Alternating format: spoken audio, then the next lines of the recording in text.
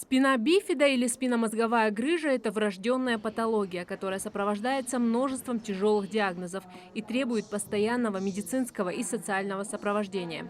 Физический терапевт фонда «Спина бифида» Исламия Садыкова рассказывает о тяжелом диагнозе простыми словами. Ведь в зале не только специалисты – реабилитологи, эрготерапевты, ортопеды, но и мамы, которые столкнулись с этим заболеванием. Что же такое спина бифида? Спина бифида – это один из врожденных пороков нервной трубки плода, вызывающий как раз-таки такие нарушения, как крупные моторики, по урологии у них есть проблемы, и также по ортопедии и нейрохирургии. Нехватка фолиевой кислоты, сахарный диабет, ожирение, прием противосудорожных препаратов, повышение температуры тела на ранних сроках беременности. Любой из этих симптомов у матери может стать причиной подобного заболевания, рассказывают специалисты. Дети с расщеплением позвоночника чаще всего не могут двигаться, но помочь ребенку можно, особенно если проблема выявлена до рождения. Звучит невероятно, но таким малышам делают операцию еще в утробе матери.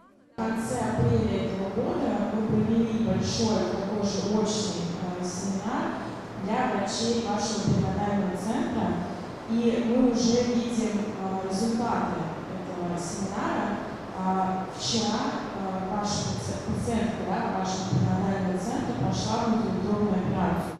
В семье, где родился ребенок с тяжелыми патологиями, помимо медицинской помощи больному, необходима и психологическая поддержка родителям. Об этой работе также рассказал клинический психолог Маргарита Никушина. Фонд «Спина бифида» помогает людям по всей стране. Они оказывают медицинскую, информационную, психологическую, социальную и юридическую помощь. Из Республики Ингушетия у нас больше 20 подопечных семей, и за последние полгода мы сопроводили 5 беременных. То есть это те случаи, когда диагноз был установлен беременный, у плода, и еще до рождения ребенок получал необходимую помощь, соответственно, оперировался и с самых первых дней жизни сопровождался экспертами и такими специалистами, которые уже понимают, с каким диагнозом имеют дело. Это все в онлайн, в том числе, но и есть специалисты, которые выезжают в такие очные командировки. То есть наш специалист сейчас после семинара будет проводить очные приемы. На учете Ингушского фонда КДЛ немало детей с подобным диагнозом. Именно поэтому волонтеры решили пригласить коллег из Москвы. Команда благотворительного фонда «Спина бифида» некоторое время назад приезжала с лекцией в перинатальный центр нашей республики, где мы просто принимали участие. И как раз тогда наш координатор, пообщавшись со специалистами, предложила им, почему бы не провести такого рода семинар, в котором смогут принять участие специалисты разного профиля. Это и инструкторы ЛФК, массажисты, то есть все те, кто непосредственно работает с детьми с таким диагнозом. И они с удовольствием откликнулись, потому что работают с регионами и знают о том, что проблема такая существует. И вот сегодня мы уже наблюдаем первый результат. Адаму Евкурову 11 лет. Год назад ему поставили диагноз спина бифида. Мальчику провели операцию в Турции, благодаря чему он избежал паралича. Теперь он вместе с мамой на постоянных реабилитациях. Айна Аксагова делится, что раньше у ребенка были проблемы по ортопедии и урологии, но выявить диагноз удалось только благодаря МРТ.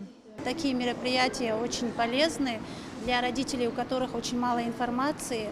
И так как мы столкнулись недавно с этим диагнозом, нам очень интересны каждые моменты, и мы будем слушать, смотреть и дальше идти пути к оздоровлению.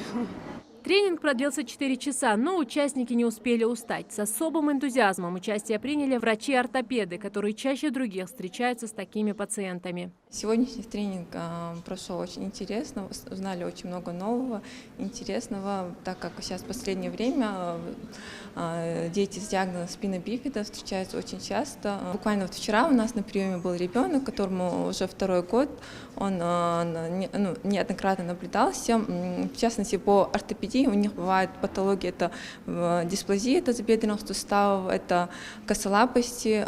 Ежедневно в мире рождается 8 детей с дефектом развития нервной трубки, в том числе со спиной бифида. Своевременная диагностика и профессиональная помощь оказываются решающими для семьи и будущего ребенка. Зарима Ивлоева, Алисхан Говорожев, Магаз 24.